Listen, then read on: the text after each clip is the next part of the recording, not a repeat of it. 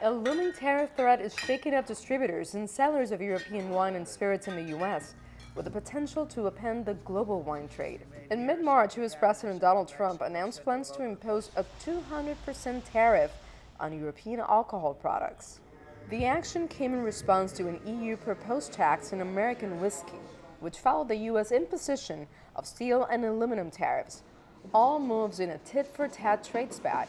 Europe then postponed its whiskey tariffs, while it braces for a wide array of new U.S. tariffs expected on April 2nd. Exactly when and ultimately how much the U.S. decides to tax EU alcohol remains unclear. And that uncertainty is rattling the industry. Jean-Charles, how do you think this tariff could affect your business?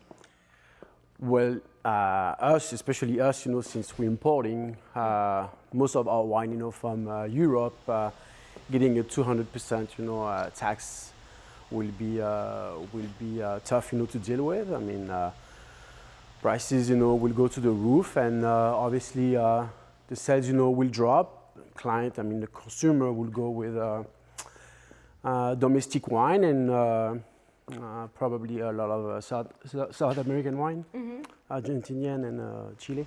Jean-Jacques Regnault and Alex Barrelier, co-founders of Miami-based Capital Wines, are wine industry veterans.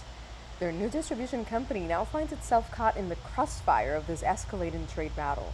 Specializing in European wines, 60% French and 30% Italian, these entrepreneurs must now pivot quickly in a market where adaptation is critical.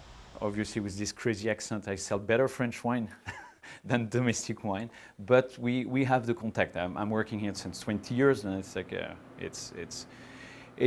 we will figure out.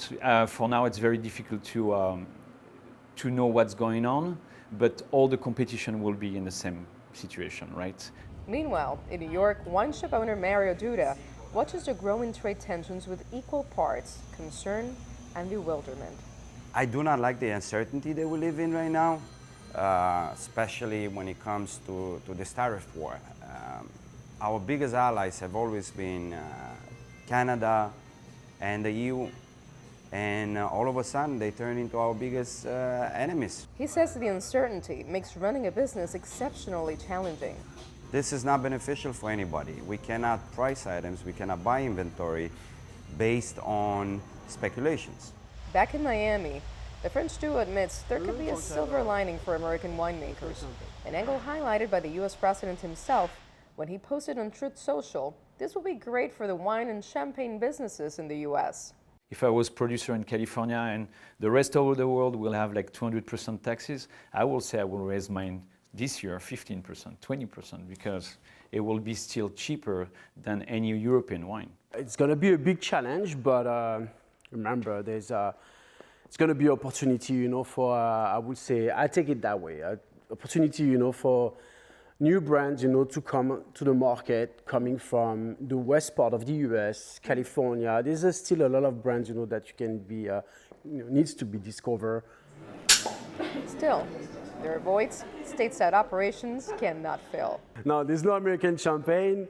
No yet. I don't think it will ever happen. That's because champagne can only legally bear the name if it comes from its birthplace, the Champagne region of France. Made anywhere else, and it's just sparkling wine with dilutions of grandeur. Nitza, Soledad, Perez, CGTN, Miami.